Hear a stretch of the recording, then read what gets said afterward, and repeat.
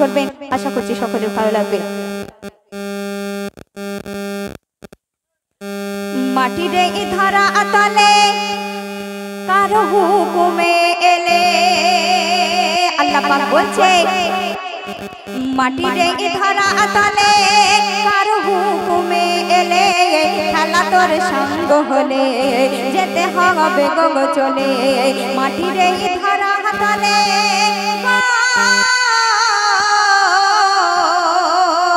ওই আলমে আরওয়াহ রুহুল জগৎ সম্পর্কে শায়ের কি লিখছে শুনবেন।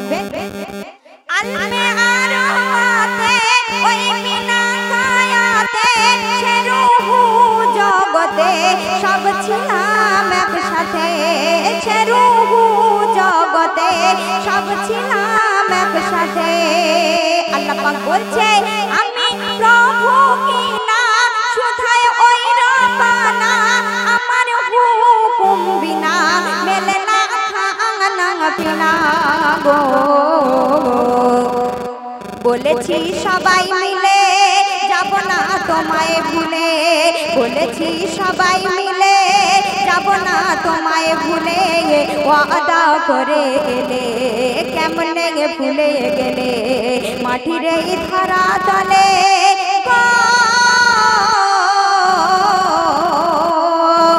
আদি পিতা আদম যখন জান্নাতের ভিতরে ভুল করে শয়তানের ফেরে পড়ে বন্ধন ফল খাচ্ছিলেন, তখন আল্লাহ পাক যদি চাইতেন তাহলে তাদেরকে রক্ষা করতে পারতেন। আল্লাহ পাক তাদেরকে রক্ষা করেনি, কারণ তারা শয়তানের ফেরে পড়ে বন্ধন ফল খাবে এবং আমাদের ওসিলা করে কুল কায়নাত সবই সৃষ্টি করবে।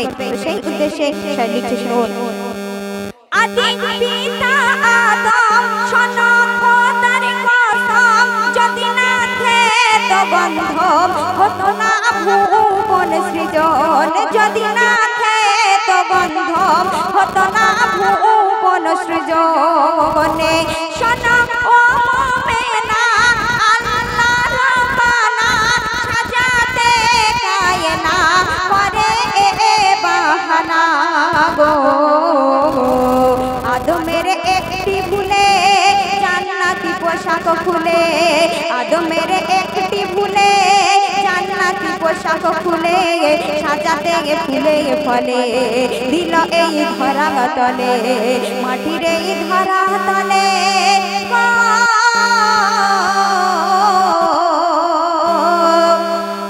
যেদিন আমাদের মৃত্যু এসে যাবে সেদিন মাইকে সুরে আলাপ হবে।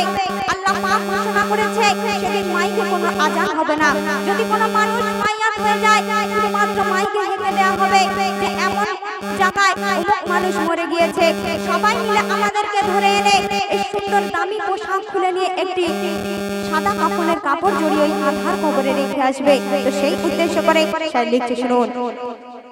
যেদিন যাবে রে প্রাণ শুধু হবে এলান, এ যে বিধির বিধান কেউ দেবে না আজান, এ যে বিধির বিধান কেউ দেবে না আজান।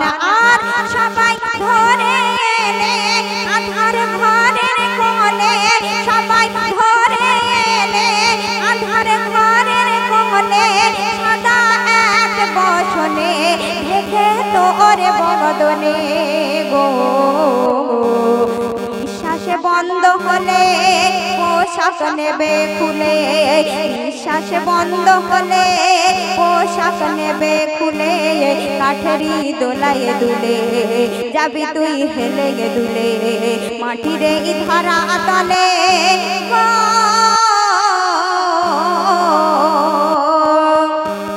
যেদিন আমাদের এই নিঃশ্বাসটুকু চলে যাবে সেদিন আমাদের এক পয়সাও কোনো দাম থাকবে না। এই পৃথিবীতে আমরা অনেক গুনাহ করি, আল্লাহ পাকের কাছে যদি আমরা ক্ষমা চাই আল্লাহ পাক আমাদেরকে ক্ষমা করে দেবে। কিন্তু এই দুনিয়াতে একটি ঋণ কখনো আমরা শোধ করতে পারবো না, সেই ঋণ হলো মহাজননীর এক ফোঁটা দুধের ঋণ। তো শেষ কথায় কবি লিখছে শুনুন।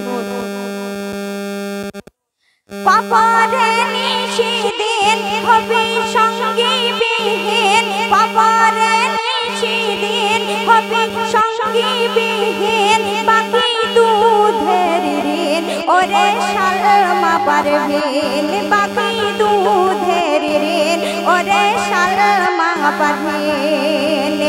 যেদিন আসবে সমন শোন খোদার কসম যেদিন আসবে সমন শোন খোদার কসম কেউ রবে না আপন ওরে শামসুল আলম গো দুনিয়ার মায়া জালে কেন যে বন্দি হলে দুনিয়ার মায়া জালে কেন যে বন্দি হলে বিধাতার সময় এলে যাবে গো সবই ফেলে মাটিরে ধরা তলে